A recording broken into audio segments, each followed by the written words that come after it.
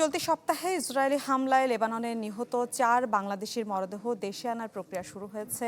এ নিয়ে বিস্তারিত জানবো। বৈরুত থেকে আমাদের সাথে যুক্ত হচ্ছেন প্রবাসী সাংবাদিক সুব্রত সাহা। সুব্রত, এই মরদেহ দেশে পাঠানোর যে প্রক্রিয়া সে ব্যাপারে বিস্তারিত জানতে চাই, সাথে একটু জানাবেন যে ইসরায়েলি হামলা তো অব্যাহত রয়েছে, সেখানে অবস্থানরত বাংলাদেশিদের সবশেষ অবস্থা আসলে কি সেটাও জানতে চাই।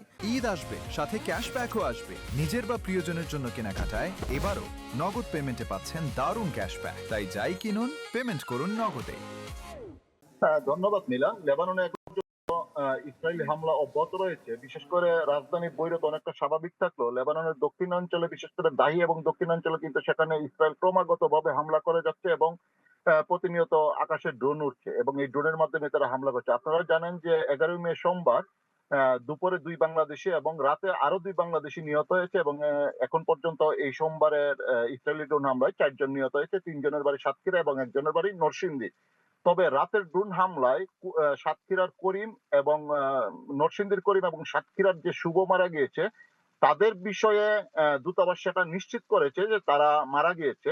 গতকাল আম, একজন বাংলাদেশীর একজন বাংলাদেশী জানায় যে সেখানে বাংলাদেশ দূতাবাসের অনুরোধে সেখানে স্থানীয় রেডক্রস এবং লেবানন সেনাবাহিনী উদ্ধার কাজ চালায়। তবে উদ্ধার কাজে শুভর লাশটি শনাক্ত করতে পেরেছে একজন বাংলাদেশি এবং অন্যজন যে করিম, উনার লাশটি এখনো শনাক্ত করতে পারে নাই, হয়তো বা ধ্বংসাবশেষের নিচে পড়ে আছে বলে এমনটাই জানিয়েছে। তবে বাংলাদেশ দূতাবাস এই বিষয়ে তারা অধিকতর তদন্ত করছে এবং তদন্ত শেষ হলে হয়তো বা বিস্তারিত জানা যাবে। তবে শুভর যে মরদেহটি সেটি আমরা দেখেছি যে বোমার আঘাতে ক্ষত বিক্ষত হয়ে গিয়েছে এবং করিমের লাশটি কি অবস্থায় আছে এখনো জানা যায় নাই। তবে তদন্ত শেষ হলে এ বিষয়ে জানা যাবে যে বাংলাদেশ দূতাবাস তাদেরকে কবে দেশে পাঠাবে বা তাদের মরদেহ দেশে পাঠাতে সক্ষম কিনা সেটা কিন্তু পরবর্তীতেই জানা যাবে। তবে 11 মে দুপুরে যে ইসরায়েলি হামলায় শফিকুল ইসলাম এবং নাহিদ নিহত হয়েছে তাদের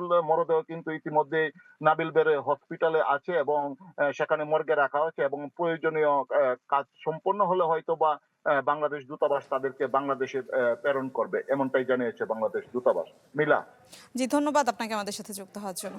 দর্শক, বৈরুত থেকে প্রবাসী সাংবাদিক সুব্রত সাহা আমাদের সাথে যুক্ত হয়েছিলেন।